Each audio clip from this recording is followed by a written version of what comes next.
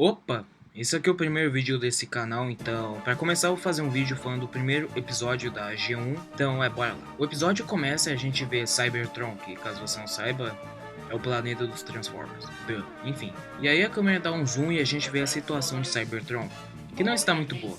E aí o narrador explica que tinha os Autobots, os Decepticons, e que estava rolando uma guerra no planeta e blá blá blá. Mesma coisa que eu já vi umas trocentas vezes. Então logo depois a gente vê o Wheeljack e o Bumblebee saindo de uma espécie de tubulação. E junto deles tem uns palitos brilhantes que... bem, eu não tô brincando, é literalmente uns palitos. Que na verdade são uns tubos aí de energia que eu não entendi direito, mas acho que é isso. Desculpa, eu sou burro. E logo depois o Wheeljack se transforma em seu modo cybertroniano, que eu não sei explicar exatamente o que é, então é. E ele sai por aí nas ruas de Cybertron em direção de Iacon, que é a cidade Autobot. Porém, os Decepticons já estavam ali, mais especificamente os Seekers, e o Wheeljack ativa uma espécie de campo de força em volta dele mesmo, que, pra falar a verdade, é bem legal. E eu também esqueci de falar, mas o Bumblebee consegue caber dentro do Wheeljack, e isso é meio estranho de falar, mas enfim. Os Seekers começam a atirar contra o Bumblebee e o Wheeljack, e aí o Bee aproveita essa situação e sai pra fora pra lutar. Mas aí um Decepticon chamado Hotlink atira uma espécie de anel de fogo em volta deles. E aí o Bee vira o seu modo cybertroniano, que é uma panqueca voadora. E aí o Wheeljack usa uns discos aí que giram para poder passar entre o fogo. E aí ele aproveita e atropela o Thundercracker, o Skywarp e o Starscream, que rapidamente levantam e se transformam em seu modo jato cybertroniano, que é nada mais nada menos que um triângulo voador. E aí rola uma cena de perseguição até que bem bacana, só que aí nessa brincadeira eles atiram no Bumblebee, que acaba sendo danificado, e ele acaba voltando para dentro do Wheeljack. E os dois conseguem escapar dos Decepticons. E depois tem aquela clássica transição da insígnia Decepticon para a insígnia Autobot. Mas voltando ao desenho, o Wheeljack consegue chegar em Iacon e eles passam por um poste de luz cybertroniano, que é literalmente isso, um poste de luz cybertroniano bem suspeito, que é na verdade o Soundwave disfarçado. Isso é simplesmente genial, até porque na figura dele de Siege você até pode replicar esse modo com uma espécie de easter egg, mas enfim. O Soundwave ejeta o Laserbeak para fora para, bem, espionar os Autobots, e logo depois chega o Jazz, e aí o Jazz vai até o Optimus, o Prowl e o Trailbreaker.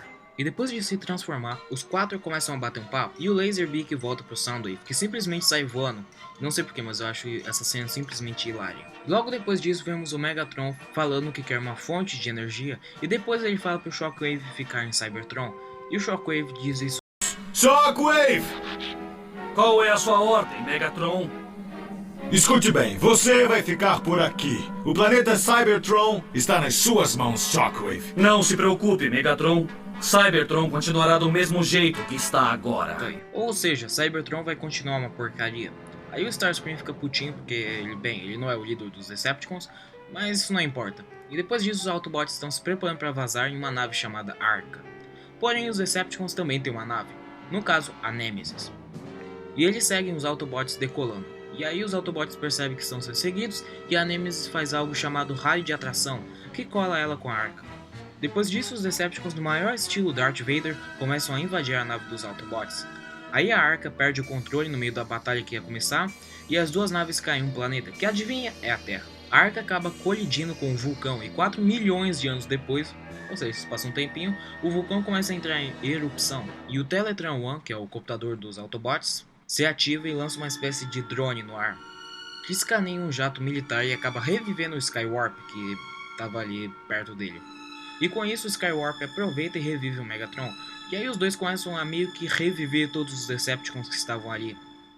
Aí o Skywarp se pergunta se Cybertron ainda existe, aí depois disso o Starscream fica atirando umas pedras que caem em cima da arca, que faz o corpo do Optimus cair perto do Teletran One, que revive o Optimus, e ele ganha o famoso modo alternativo de caminhão cara chato. Aí os Decepticons decidem ficar em um lugar, e aí o Megatron simplesmente fala isso aí. Prepare imediatamente os planos para o novo cruzador espacial. Starscream, comece a preparar o local para a construção. E onde conseguiremos os materiais? Para isso vai ter que usar a imaginação. Genial essa fala. Até porque me lembra aquele episódio do Bob Esponja da caixa, da imaginação e tal. Mas enfim, o Soundwave ejeta o Rumble, que pra mim é vermelho o Rumble, mas aqui no desenho tá como o azul, então eu vou ficar chamando de Rumble. E aí vai ele, o Soundwave e o Starscream fazer umas traquinagens. E aí o Optimus manda o Cliffjumper e o Hound irem atrás dos Decepticons. Aí o Rumble humilha o Starscream, e aí os Decepticons começam a usar a imaginação e criar uma base. Aí o Hound usa uma pequena antena parabólica para escutar os Decepticons, ou sei lá, no G1 tinha uns negócios meio esquisitos. Aí o Cliffjumper tira uma bazuca de eu sei lá onde e se prepara para atirar, mas aí ele erra o tiro. E aí o Megatron acaba percebendo e manda o Soundwave ejetar o Laserbeak. Que aí o Hound e o Cliffjumper se transformam e começa uma outra cena de perseguição. E aí nesse meio tempo o Cliffjumper fala pro Hound e eles se separarem porque não tem como o Laserbeak seguir os dois, porém o Laserbeak faz algo que é simplesmente muito esquisito. Sim, ele se separa da sua arma e os dois ficam voando atrás dos Autobots. Mas não demora muito pro Cliffjumper destruir a arminha voadora. E nesse meio tempo o Hound acaba sendo atingido pelo Laserbeak, que ele acaba caindo da montanha onde estava. Aí o Thundercracker, junto do Refractor, vira fotógrafo e tira uma foto de um veículo amarelo, que eu jurava que era o Grapple, mas agora que eu tô reassistindo aqui não tem nada a ver. Esqueci de avisar, mas aí aparece o Cliffjumper, o Ratchet e o Grapple, e eles acabam salvando o Hound. Mas enfim, eram simplesmente humanos que foram atacados pelo Ravage. E aí corta pro Hound explicando pro Optimus o plano dos Decepticons, que é basicamente fazer cubos de Energon e explodir tudo, bem simples. E também voltar pra Cyber. Aí tem uma cena onde o Jazz tá preparando o povo. Uma unidade de batalha. Nós vamos atrás deles. Pearl, Trailbreaker, Wheeljack, Ironhide, Mirage, Sunstreaker, Sideswipe. Autobots, agora liguem os seus motores. Estamos prontos, Prime. Então vamos lá!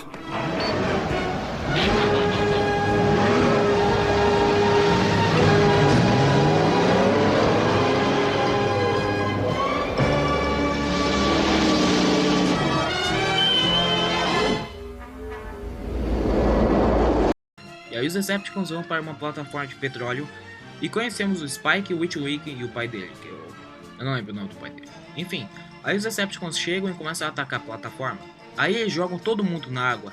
E tem essa cena aí onde o Spike tenta ajudar o pai dele, mas fracassa miseravelmente. Aí os Decepticons começam a fazerem cubos de Energon. Aí como todo mundo aqui voa, os Autobots chegam e começam a... E aí começa uma briga entre Autobots e Decepticons. Aí depois disso o Megatron atira na plataforma que começa a pegar fogo. E os Autobots caem na água também. E aí descobrimos que o Spike e o pai dele estão presos em uns destroços aí. E aí o Optimus vai ajudar e não consegue tirar eles dali. E todos eles morrem queimados junto dos humanos e Autobots. E aí os Decepticons podem... Não, tô brincando. O app só acaba. E vamos ver o que vai acontecer no episódio 2, que vai ficar pro próximo vídeo. Esse app foi mais para apresentar os personagens e a história e tal. E bem, é um bom episódio. Eu dou uma nota 8 pra ele e é isso. Eu vejo vocês no próximo vídeo. Até logo.